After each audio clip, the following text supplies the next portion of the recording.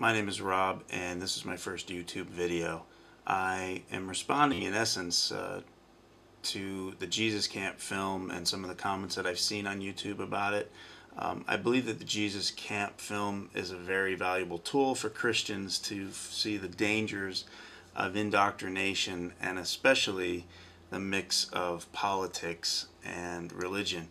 But the problem is that this kind of film is taken up by Christian opponents who first would use it as a justification for not believing, or use it as justification to not take a look at an educated look at Christianity.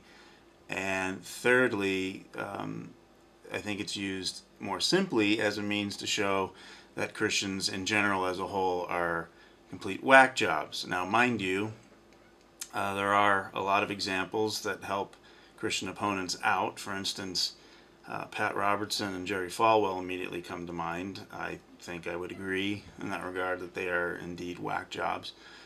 In my case, I can tell you that many would call me a whack job. I am a new Christian, but they call me a whack job because I still believe the Dodgers will take the World Series this year.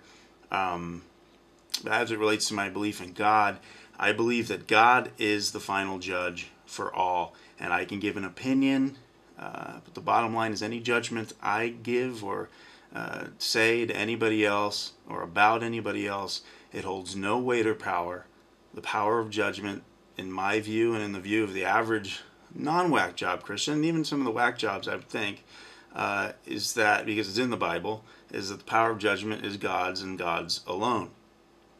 My temptation immediately is to ask some of the people who I've seen, the naysayers regarding Christianity on YouTube, well, what's your motivation for doing this? And when I first thought about that, I thought, well, the immediate response from those people would be, well, what's your motivation for taking time out of your day to make a video defending Christian belief? And so I'll address that first. What is my motivation? Well, the whole concept of Christianity is, they call it the gospel. And what does gospel mean? Gospel literally means good news. So someone like myself as a Christian wants to respond to people revealing bad news by presenting the good news and telling everyone about it. I believe that God has created all human beings with sort of a certain genetic code, so to speak, in belief in Him and the belief in right and wrong and the senses of fairness and justice.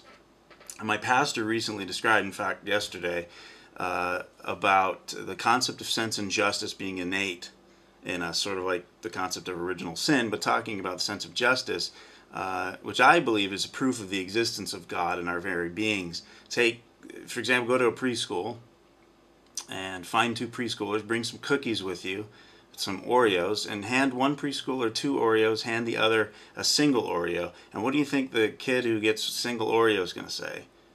My guess is he's going to say, that's not fair, and he would be right. It's a sense of justice in his own head, or her. But enough of my motivation. Back to the motivation of folks who want to bring, I guess we'd say, bad news. Could you imagine anyone being excited, for instance, about making a career of being the person that tells families in hospitals your loved one just died? Someone that really gets interested in doing that.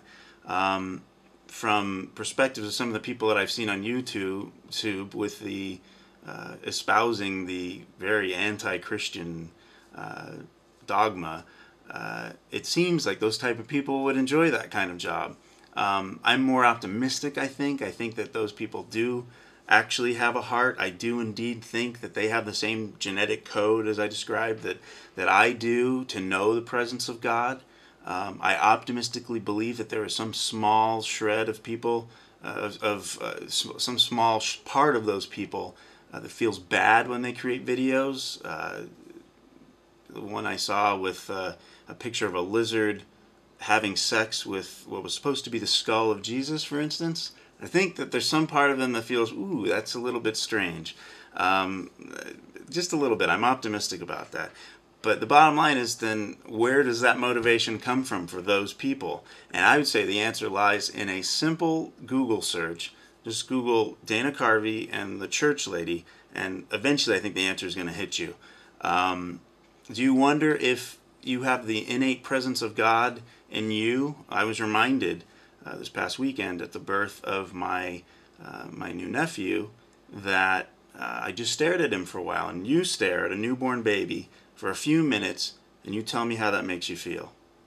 I think that's the presence of God. That's all I got to say right now on that. This is Rob, Baseball Geek, signing off.